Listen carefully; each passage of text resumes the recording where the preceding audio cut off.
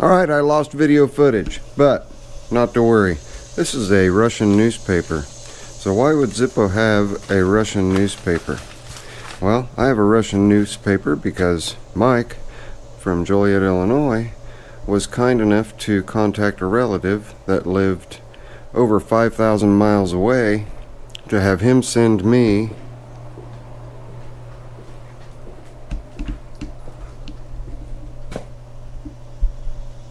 a Russia plate. How cool is that? And in addition to the Russia plate, he also sent me the 67 Camaro Zippo right next to the whale lighter. Pretty awesome, pretty awesome. So Mike, thank you very, very much for that. I've had a lot of questions about what's going on with the mill. The mill is not in the position where I want it, and beyond that, once I get it in the position that I want it, I have to level and square everything up. I've got to square the quill up to the vise, I've got to square the vise to the bench, I've got to square the bench to the head. I've got a lot of squaring up I've got to do before I'll power the thing up. So I want to get all that done and taken care of and out of the way before I power the thing on with the VFD, which is sitting right here. You guys might also notice that that table, which was right here, is all cleaned up and cleared out. I still am wondering what that is for. I have two similar tools, don't know what they are. For those of you who guessed correctly, congratulations. That is a tool post grinder that goes on a lathe on the cross slide so that you can grind things like live centers or tips of punches or even drill bits if you feel so inclined. Got a bunch of stones in here that goes with it. This is the static phase converter that was included with the mill that I will not be using. And it is made by Cedarburg Industries. It's the model 3200, retails for about $361. So, and I left it completely wired up and left the 4-prong plug in, and I'm going to actually remove this plug because I won't need it because I'm hardwiring to the VFD. So that plug will also go with this when and if I decide I'm going to part with it. It is a 3/4 horse to 1.5 horse static phase converter. You cannot run a smaller horsepower or a larger horsepower motor on it. Now, something that you can do if you have a smaller horsepower motor is to get a 3/4 to 1.5 horse motor. Actually, if you're running a 1/2 horse or a 1/4 horse or something like that in 3-phase, you don't want to max out at over 1.5 horsepower. So you would want you know, just a 3/4 horse motor that you could start with this first, then you could start the 1/2 horsepower motor after you have started the 3/4 horsepower. That does not equal 1.5 horse. As you well know, it equals 1.25, and it will be just fine. I did have a situation, a gentleman who was interested in this, but it's not going to fit the bill. So there you have it. And again, what's it? That is still a what's it. Let's get over here to this toolbox. We had opened this one up before, and I kind of had a brain fart, and it just didn't connect with me that these are actually valve seat cutters for when you're installing new valve seats. Okay, and as you can see, these valve seats are not cut. That's what these are for. And I did have this moved out of the way to show what was in here, but you guys are just going to have to take my word for it. It is the most complete Van Dorn valve grinder kit that I have ever seen. It has a stone grinding fixture inside that toolbox, and it also has the handheld valve grinder, and all of the needed arbors to go down into the valve guides are in here, and some are in that toolbox, as well as all the grinding stones and everything like that are in that toolbox. The items in here are a standalone power head with a hex ball on it, and then you take your stones, slide them down over your valve guides, and you put that Van Dorn 110. It's almost like an angle grinder. Looks real similar to that old angle grinder there. only it comes off at a 45-degree angle. There'll come a time when that'll be opened up and you guys will see exactly what I'm talking about. But it allows you to grind the valve seats on the heads. So there's that. This is a base station CB Galaxy Saturn 40 channel. Really nice unit. This was just given to me, as well as another item that is underneath this drawer here, which I've already tested both of them out, and that's a Pioneer tuner. And you know, you used to have the individual, you'd have your tuner amplifier, which is what that is, and then your equalizer, and then your cassette deck player, you know, in later days your phonograph.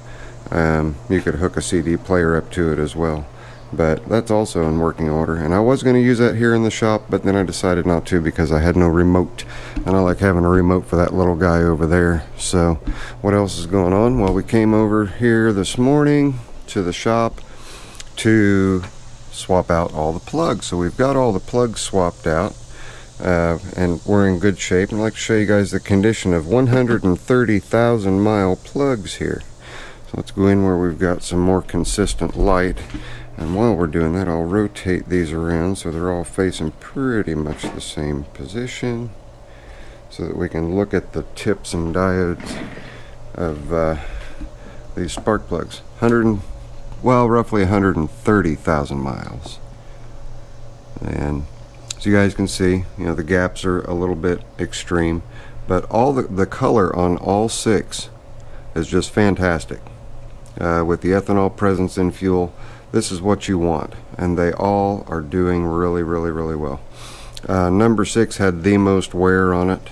I don't know if we can get in there and get a real good look at that or not.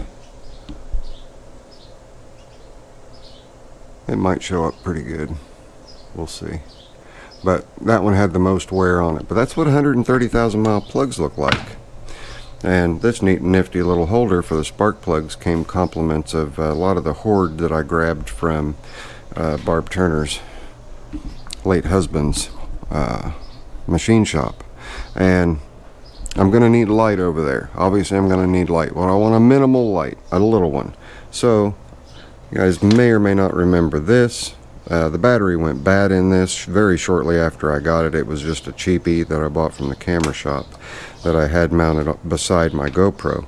Well, it is now hardwired to a 5-volt plug-in strip. And this is going to be my light source. And I'll show you why it's going to be my light source. One, because it's quite small. Let me turn it all the way down here. There we go. It's quite small and compact, and I'm going to have it on an articulating arm so I can put it exactly where I need the light. Plus, it is sealed, so I don't have to worry about debris getting in it. And that is on low. And that's what's nice about this one, is that I can adjust the light that I need as I need it. Because as you can see, this sucker will get all kinds of stupid bright. So looking forward to getting that mounted to the mill as well. That was just a little project that I did while I was in the house feeling like crap the other day. So that's a mill item. We can go ahead and walk that one over to the mill. Yes, this is just an update video on the goings on out here in the shop and how things are straightening up and cleaning up. We still have a whole lot of moving around to do. Casing point, that corner all the way to the tires has to get cleared out. Those gray cabinets I've mentioned many times are going to be going under the lathe. Then I have to re-level the lathe as well. So, and when I say re-level a lathe, on the lathe bed, you want to make sure that the base hasn't twisted in any way, shape, or form. And it's been a little while since I've gone through some general maintenance and adjusted the gibs and whatnot, so I'll do that at the same time too. May or may not videotape that, but that is something in the works. This drill press here is going to be coming over here on this wall, as well as the Cummins Mac metal cutting bandsaw. It is going to be going in a position where, and it's got wheels on the back, in a position here so I can just drag it out, use it, and roll it right back in and have it sort of out of the way. Parts cleaner is going to stay where it's at, I hope. So this entire wall, all the way up to, I could probably get away with only clearing out to here, but I still need to go through everything, get everything cleared out anyway, and get rid of all the dead weight that has not been used for many moons. And it's been a long time since this has been cleared out enough. As you can see, the workhorse wheel horse is gone. I replaced the alternator in it. And the funny thing about Briggs alternators, you'd think, oh, there might be 3 or 4 different types. No. There's over 40 different types of Briggs alternators, and you have to know which is which and what is what in order to effectively remedy a charging problem with one that has a bad stator alternator.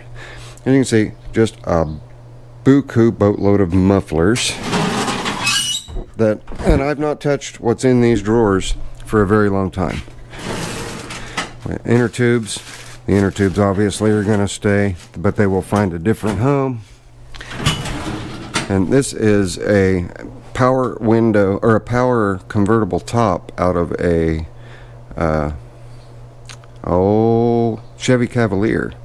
Hydraulic cylinders and pump, runs on 12 volt DC.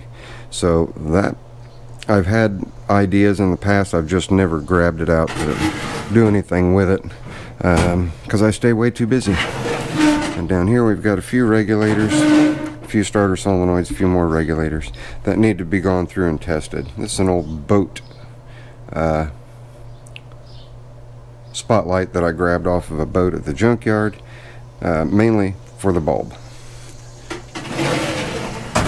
What do we have over here? See, this is new to me because I haven't opened it in a while. I've got a couple of wheels, I've got a heat shield, I've got a crazy wheel there. Next drawer, 1 muffler and 1 tire.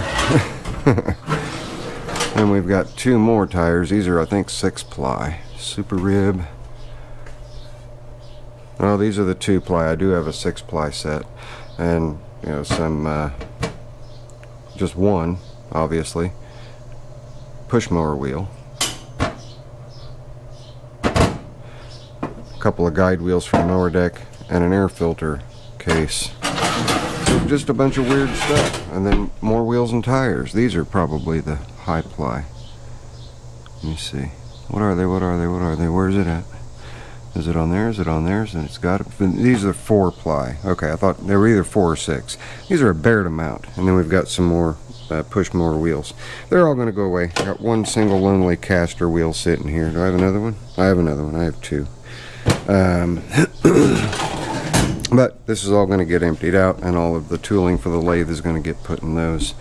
It's going to be an adventure to go through all of this stuff and see what all kind of scrap can go away. I've already got a pretty good pile of scrap built up as it is. Also, that came with the CB base station or ham radio, whatever you want to call it, and the Pioneer tuner amplifier.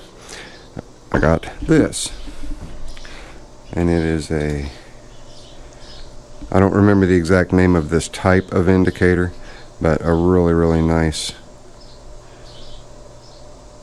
0.005 increment dial indicator, and magnetic base, which doesn't suck.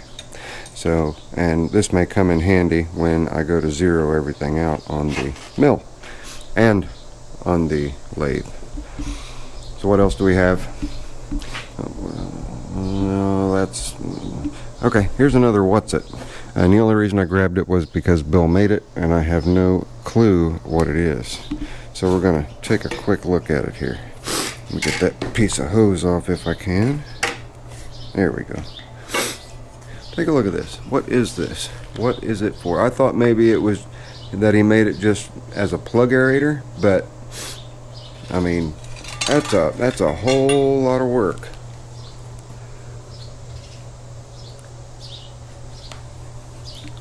And I can only assume that this old seal is just put on here to protect the top of it.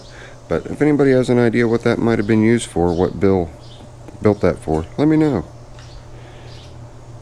See how good I can do this with 1 foot and 1 hand. There we go. That's a really sharp end. That's why I've got it protected there. but still a long way to go. And yes, Ugly Alice is back after being gone for a few weeks over at Brother Eric's. So there you have it. You saw what the spark plugs look like after 130,000 miles. I suppose we can go ahead, and it's going to be a little noisy because of the throttle body, but let's get this set in place here. But we'll go ahead and start up Old Blue. Let you guys see how he sounds with new spark plugs. I know, exciting, right? And we got the four-wheeler running. It was just a couple of little minor things. Hello, Old Blue. You ready? 1, 2, 3, contact. Oh, it sounds a lot smoother. Number 6 must have been misfiring a little bit.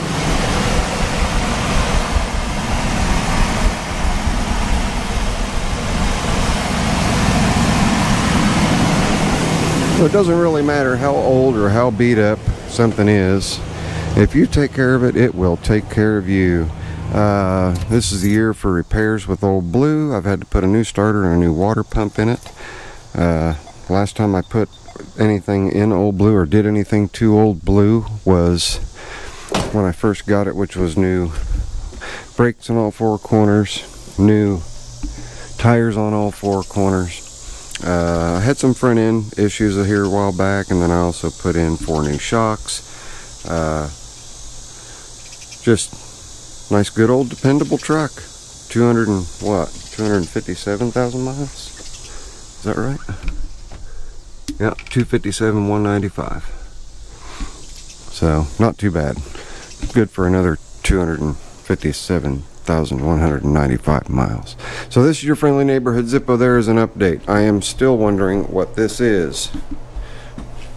Found these 2 pieces that are colored the same, and I'm not real sure what their purpose is. And then I'm going to box this stuff up and send it to another YouTuber who I know does a lot of Volkswagen work. This is for, we discovered what this was for, thanks to all of you guys. This is for installing valve springs and valve keepers on VW heads. These blocks, I would assume, hold the valves closed so that you can put your leverage down on that, get the valve spring on, get your keepers down in there with one hand while you're holding that down with the other, and then a valve spring compressor to do the releasing. So you guys probably know who I'm going to send that to. Got a pretty popular channel. He broke 100,000 subs not too long back. So that's your update. That's where everything's at. Still not sure what the fate of the Van Dorn is. I am going to set it up over here, see how often I need to use it, feel it out. If it's doing more, taking up space than it is actually benefiting me, then it may move on to greener pastures. So that's it. There's the update. Things are sort of kind of shaping up a bit. The mill finally got here after me talking about it for months. And we still have a whole lot of cleaning up to get done, but we're going to get to it. There are absolutely 0 projects here right now today. So I just got the plugs done on Old Blue. I'm going to start tearing, reluctantly start tearing into this area here and see what we can accomplish. So that's it. It's Friendly Neighborhood Zippo. Please give me a thumbs up. I will see you guys on the next one. Later. I'm out of here.